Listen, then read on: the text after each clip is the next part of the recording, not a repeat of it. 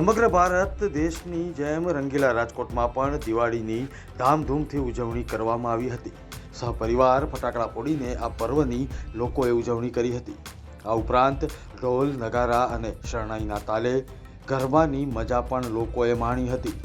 દીપાવલી પર્વ પર લોકોમાં ભારે ઉત્સાહ જોવા મળી રહ્યો છે અને આખી રાત વહેલી સવાર સુધી ઉજવણી ચાલુ જ રહેશે તેવું સ્થાનિકોએ જણાવ્યું હતું।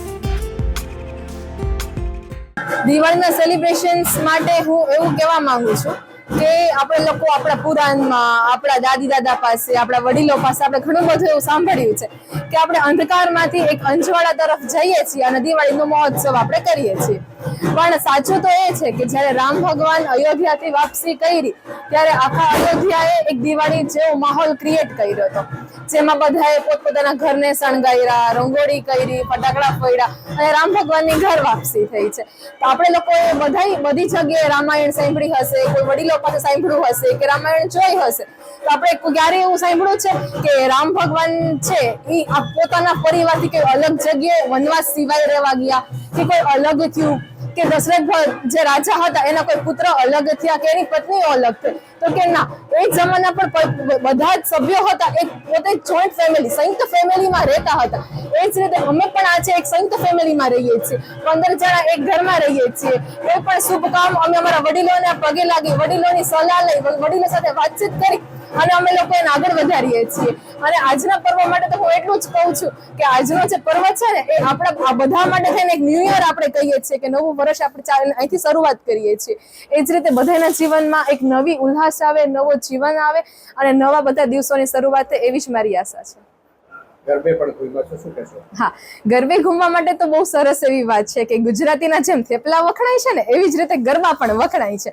જો ગુજરાતી થેપલા લઈને આઉટ ઓફ કન્ટ્રીની શેર કરી શકે, નેશનલ શેર કરી શકે, એ જ રીતે ગુજરાતીઓ પોતાના ગરબા સાથે પણ કરીએ છીએ। ન્યુયોર્ક પકડી લ્યો કે ફ્રેન્ચ પકડી લ્યો, ઇન્ડોનેશિયા પકડી લ્યો કે કોઈ ગુજરાતમાં પણ જો ખાલી નાનો એવો બર્થડે પણ ખાલી ઘરમાં સેલિબ્રેશન હોય ને તો એ ગરબા વગર તો એ અધૂરો જ છે।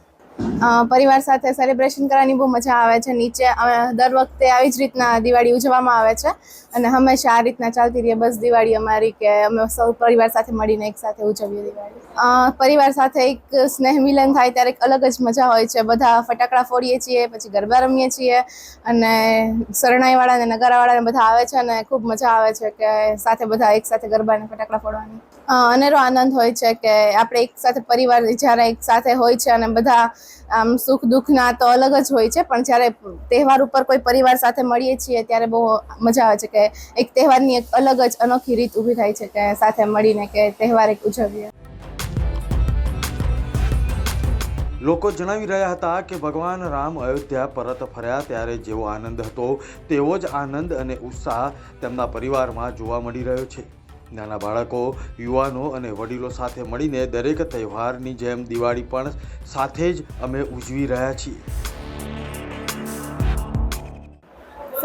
પરિવાર સાથે અત્યારે રંગોળી કરી છે, એકબીજા ફટાકડા ફોડી છે અને બધા ભેગા મળી અને ઉજવી છે દિવાળીનો પર્વ। જેમ અયોધ્યામાં રામ આવ્યા હતા એવી જ રીતે અમારા અનુપમા સોસાયટીમાં રામ આવ્યા હોય ને એવું લાગે છે અત્યારે। ગરબે પણ ઝૂમ્યા છો? ગરબે બી ઝૂમ્યા છે અને બધા નાસ્તો ઠંડુ ને બધું અને ફટાકડા પણ ફોડ્યા છે। કયા ફટાકડા બેન વધારે ફોડ્યા છે, શું કહેશો? શંભુ છે, ફૂલઝર છે, પછી બધા સ્કાય શોટ છે, બધું ફોડ્યું છે। પરિવાર સાથે જ ભારતીય બોલું છું, પરિવાર સાથે જ સેલિબ્રેશન કરી છે અને અમે તમારા ચેનલના માધ્યમથી કહેવા માંગીએ છીએ કે પરિવાર સાથે જ સેલિબ્રેશન દિવાળીનું કરો। શ્રી રામ ભગવાને એવું કીધું કે આમાં અસત્યનો નાશ થાય, સત્યનો વિજય થશે, અહંકારને દૂર કરો, એવું શ્રી રામ ભગવાન આપણને કીધું। આપણા પરિવારમાં નાના નાના વિવાદ હોય, કાંઈ હોય તો દિવાળીના પાવન દિવસે આપણે પૂર્ણ કરવા જોઈએ અને આપણે દિવાળી બધે સહપરિવાર સાથે ઉજવવી જોઈએ।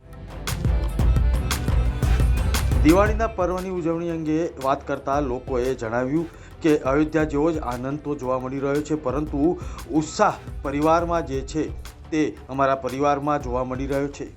અમે દરેક તહેવાર સહપરિવાર વડીલો સાથે ઉજવીએ છીએ, ત્યારે આજનું પર્વ દિવાળીનું પર્વ જાણે એક અનોખો આનંદ લઈને આવી રહ્યું છે. બ્યુરો રિપોર્ટ, મુંબઈ સમાચાર.